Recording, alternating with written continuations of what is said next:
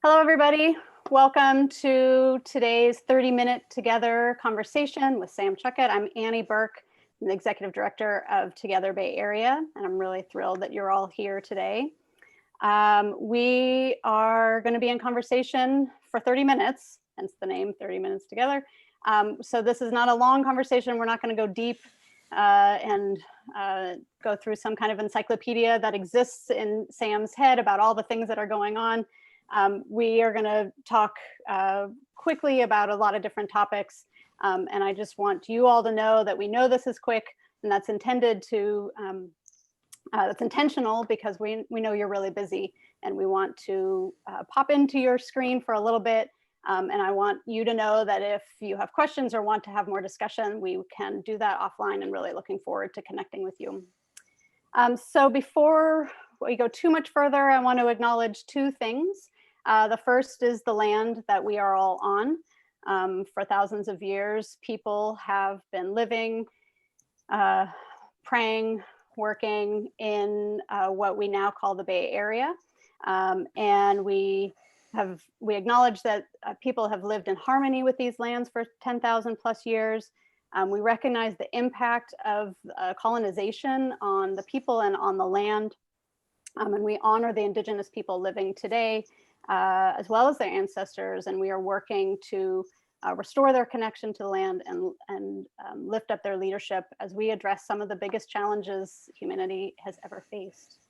I also want to acknowledge that we're living in some pretty extraordinary times, and I'll speak for myself. It's a very stressful, confusing time, and I'm observing in myself and in others that people are tired. There's some fatigue happening, and so I want to acknowledge that's happening in our culture, in our country right now, and I hope that you will take care of yourself in whatever ways you can, so that we are strong and healthy as a community. So just want to acknowledge that. I also want to tell you a little bit about Together Bay Area. We're a regional coalition of nonprofits, public agencies, and indigenous tribes working in the 10 counties of the Bay Area. That's the 9 that touch the Bay Area, plus Santa Cruz. And we're a regional voice for climate resilience and social equity. We lead 2 programs, our advocacy program under the leadership of Shalana Da Silva, our political director, and our Convene program. And today is an example of one of the things that we do as part of our Convene program, which is to facilitate conversations on the topics that we're facing right now. We also have a board of directors as a nonprofit, and I just want to acknowledge their leadership. And we convene a policy committee. Shalana convenes a policy committee as part of our advocacy program, and they really help guide our work. And I just want to acknowledge both of those groups and their contributions to this coalition. And of course, a coalition is not a coalition without members.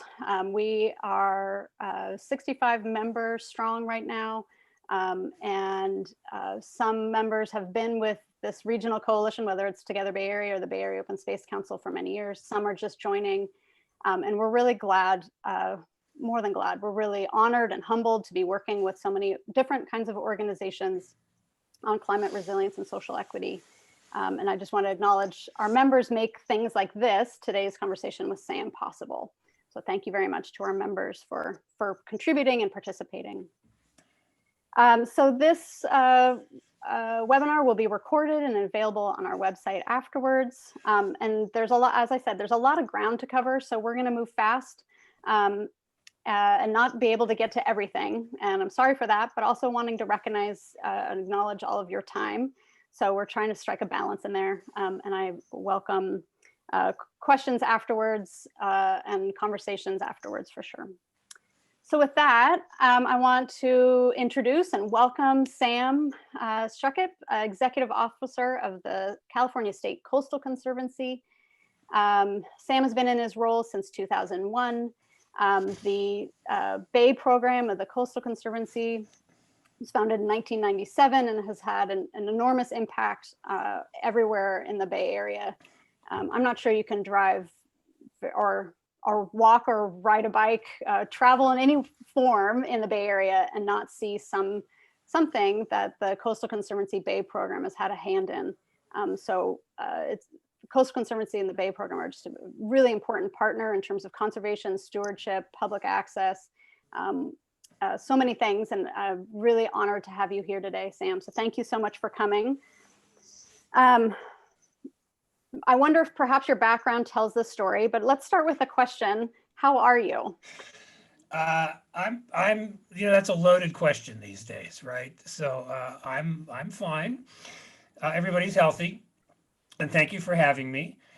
It's very difficult times, and even for those of us who were fortunate enough to have our jobs and be able to work at home, it's not much fun being stuck at home all the time, and uh, going out and meeting with people and seeing beautiful places was one of the big perks of my job, and it's been temporarily taken away. So, Right. we're good. Everything's good. I'm good. I'm glad to hear it. And I hear what you say good, and Hmm. also that there's a lot going on. Yeah, there's And a lot going on. there's that kind of that balance of being fine and not fine, Yes. which is a challenge sometimes to navigate. Well, and speaking of that, and people around us and the situation that we're living in, the Bay program and the Coastal Conservancy statewide have grantees and partners throughout the state working on a wide range of different things. What are you seeing and hearing around the Bay, on the ground in terms of implementation, in terms of projects starting or stopping, or tell us about kind of what you're seeing from your position. So, the good news is that for the most part, the work is continuing, and what we're hearing really depends on what part of the business that you're in, right? So if you're in the land acquisition business, that is proceeding at pace. We've helped partners close on 7 or 8 properties since shelter in place, started. I think it's a tough time to be operating parks and open space. Are they open? Are they closed? What about the bathrooms? What about the drinking fountains? Mhm. Here in the East Bay, as you probably know, a lot of the East Bay parks are now closed because of fire danger. They Fire. had been closed for COVID, then they were reopened. Now they're closed again. If you get revenue from, let's say, parking, it's obviously a hit, to close your park. I think our grantees who've been the most affected are people who are in the outdoor education business, bringing kids to the outdoors. There's been this mix of canceling your program for this year. Can we get an extension on the money? Can we do it next year? Sure, that's fine. Some people have figured out how to, convert a group activity into a treasure hunt that kids do on their own. So there's been a lot of creativity, on uh, how do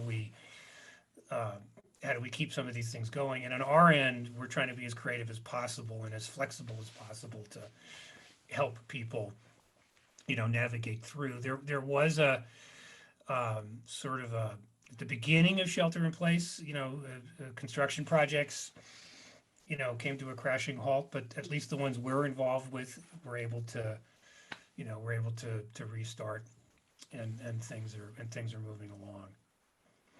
So it sounds like a mixed bag It's a depending on mixed where you bag. Yeah, are. yeah, Yeah. yeah. And the other, I mean, so one particular problem that is a growing problem at the Coastal Conservancy is our inability to travel, right? Which was not Mm, a big deal in the beginning, but as time goes on, not being able to go look at places, not being able to easily go monitor our projects, has been problematic for us.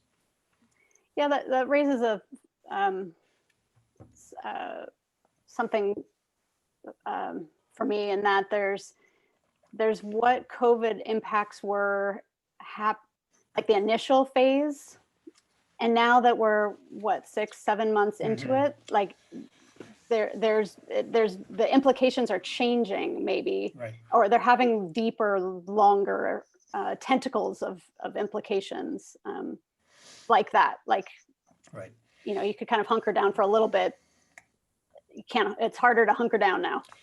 Yeah, and also the economic impacts, we're feeling them like anybody else, and Mhm. uh, we're because of it's a combination of the salary cut slash furlough, the fact that some of our people are out doing contact tracing, the fact that Hmm. the 22 of my employees, I have about 66 employees, 22 of them have school age children. They've had to, none of whom are happy with schooling, but they've had to adjust Sure. their schedules. So we're on any given day or any given week, we're probably operating 10 to 15% below what our full-time headcount would be, and that obviously has an impact on how fast we're doing the work, and that's not directly COVID, that's the economy to the Yeah. state budget because of COVID, but I'm also expecting that to last well into 2022. 2022. I was expecting Yeah. you to say 2021. Well, Say I more think about I'm thinking that that we will get a vaccine by the end of the year, early next year, and it'll take like the first 9 months of next year to roll it out. But I that. don't think Mhm. the economy is going to recover, and Right. therefore I don't think state and local budgets are going to recover until you know 2022. Yeah.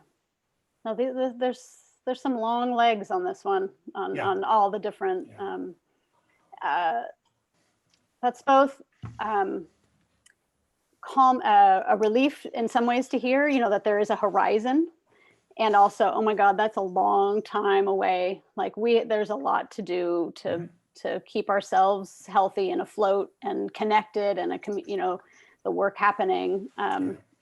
as we go go through all that time. That's Um, right. let's talk about state leadership.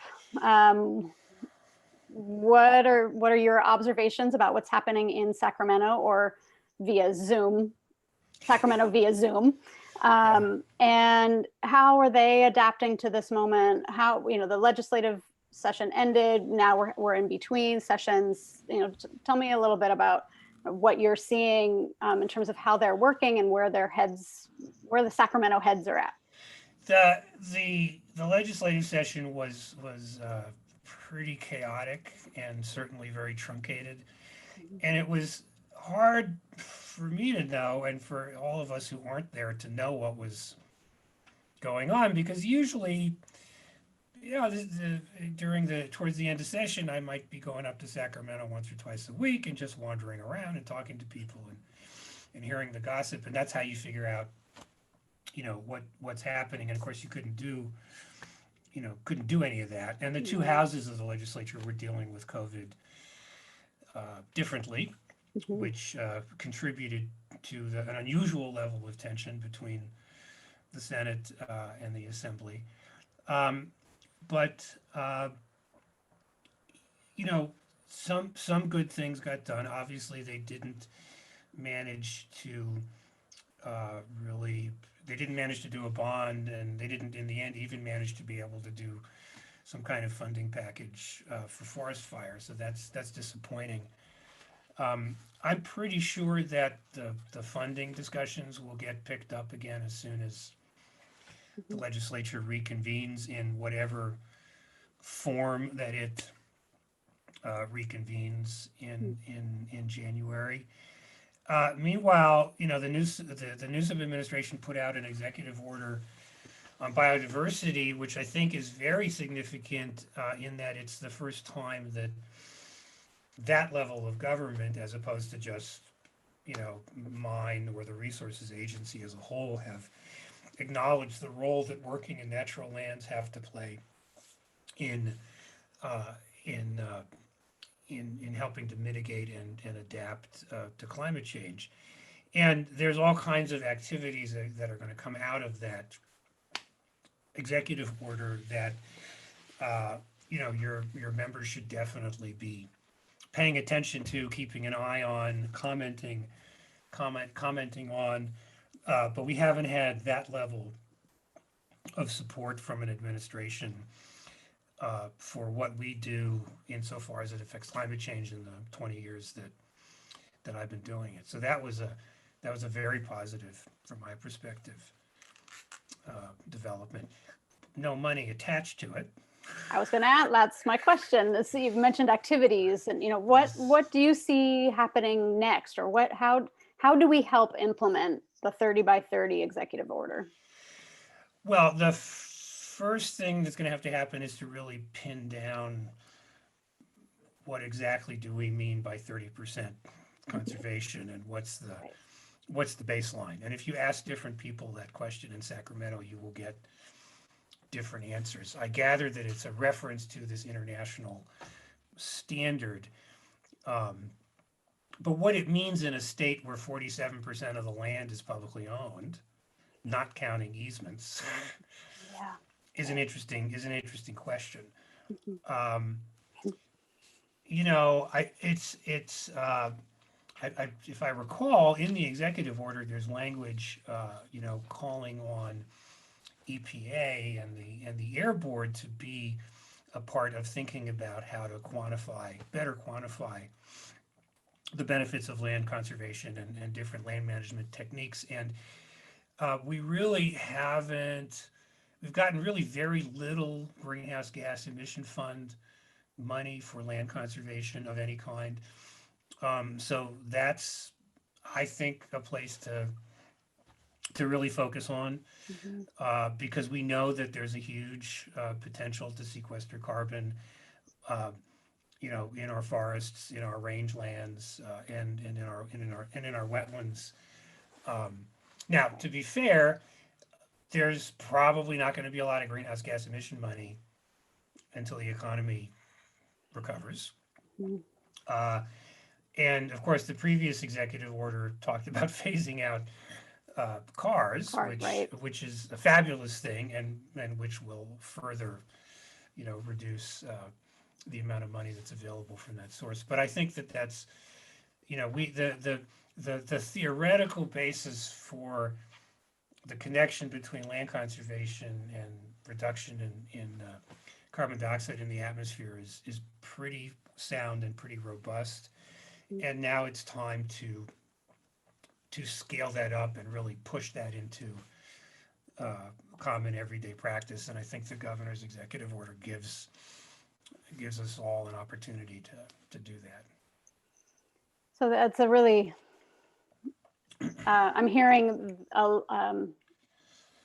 uh, enthusiastic, if that works for you, Sam, support of the executive order, and also what does it mean, and not in a critical or a breaking it down kind of way, but just in this state, what does that mean? And in the Bay Area, what does that mean when we do have a pretty 1.4 million acres conserved Mm-hmm. out of 5 million?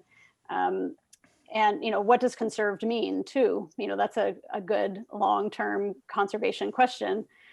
There's various shades, so we need to spend some time amongst ourselves, but also communicating to legislators what that means, and how we need to take the next steps forward. That's right. Yeah.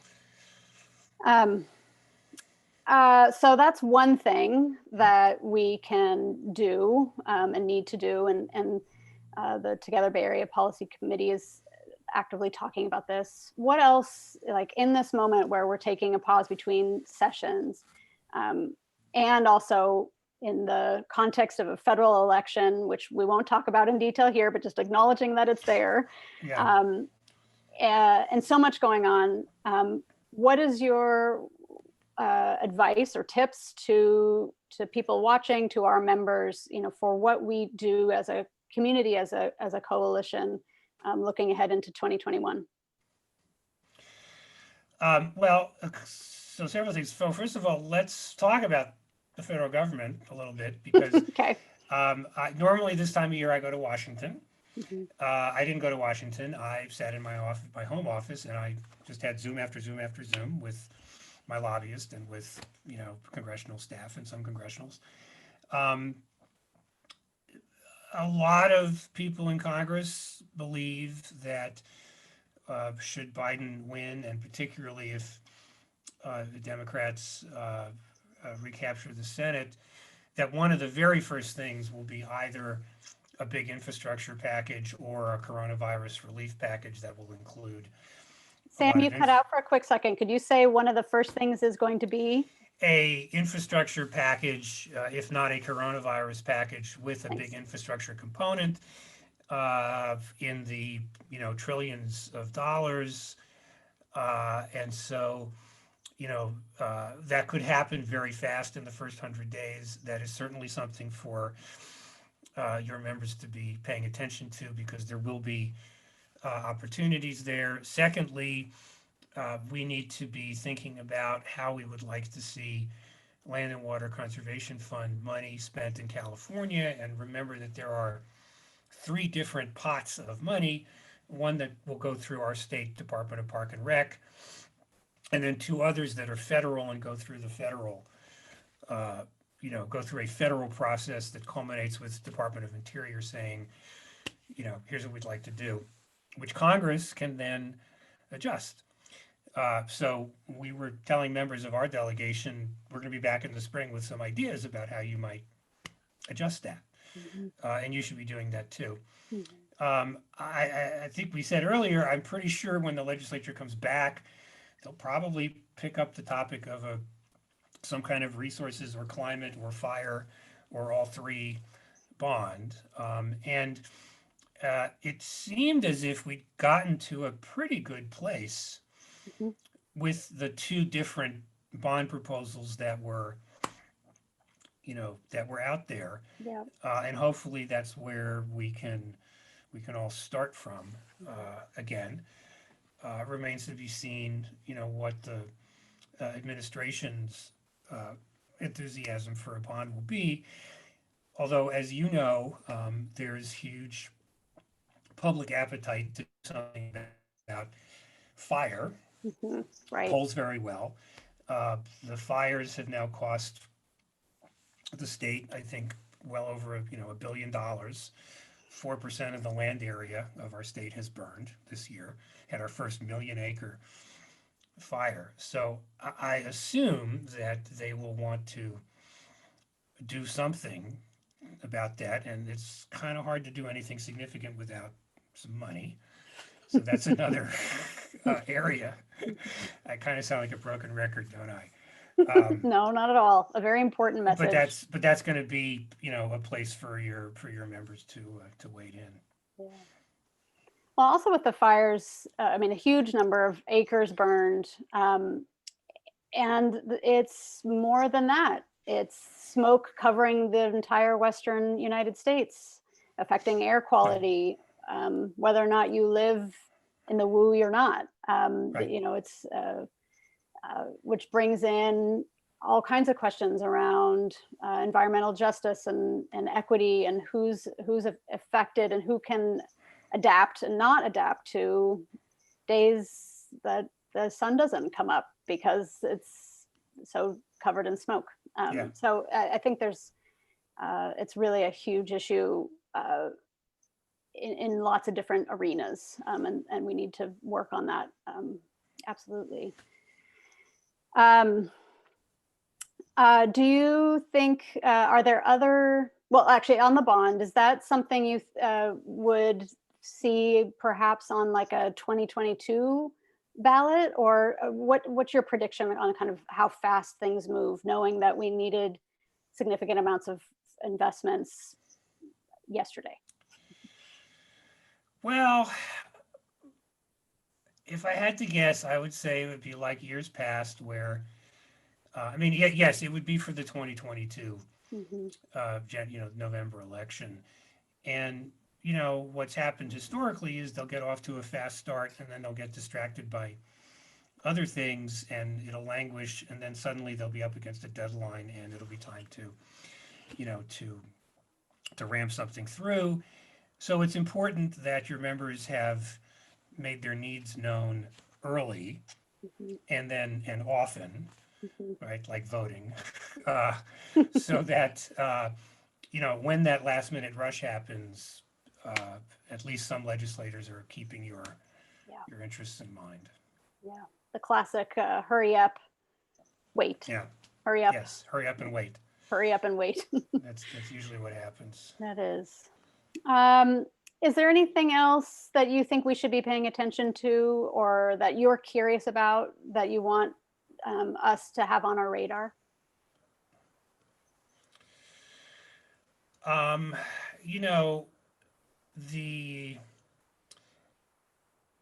the election will be clarifying, Mhm. in many ways. If assuming Biden wins, how much does he win by? And if the Democrats take the Senate, well, how much do they take the Senate by? And in our legislature, of course, the important ideological battles take place between moderate Democrats and left-wing Democrats, and there are some contests in the state now where that's exactly what's happening, and so it's worth keeping an eye on that and you know, seeing what comes out of that. Mhm. And it's also going to be interesting to see what happens with some of our initiatives Yes. as a gauge of where the public is at. Unfortunately, there's nothing there directly environmental, but there are some things that speak to social justice and to equity, and we'll see how those go. Absolutely. All right. My last question for you. As we said at the beginning, and is clear to everyone, these are extraordinary times, very stressful, there's a lot of things to think about and to feel. So Sam, what are you doing to find some calm? What are you watching or listening to or doing to escape and kind of feel grounded? So my normal uh, personal therapy is lots of bike riding and lots of playing music. Mhm. Um, I'm actually in my music studio now. I'm not actually on the throne of Westeros, but Thank you for and clarifying. I'm really missing playing music with other people, which is all of us who play music are really missing that. Um, what I've added, and so I've done two things to try to stay sane. One is I'm trying to limit um, my exposure to 538.com to 4 times a day. Once in the morning when I wake up, a couple of times during the course of the day, and then a nightcap, and then nothing, cold turkey otherwise. And then the Great British Baking Show is, Oh, I find, the perfect tonic and the perfect. I like to bake, and I like to watch other people bake, and I like to talk about baking, and they're so civilized. And so I do that before I go to bed every night, and life is good. uh, on that note, thank you so much, Sam, for spending time with us, for your service and all that you do for the state and for the Bay Area. You're a real partner and colleague, and we're really appreciative of your leadership and your time today and your perspective. Thank you for coming. Thank you It's for my it's my pleasure. Thanks for having me. my my pleasure as well. All right, and that will wrap us up. Okay. Thank you. Take care.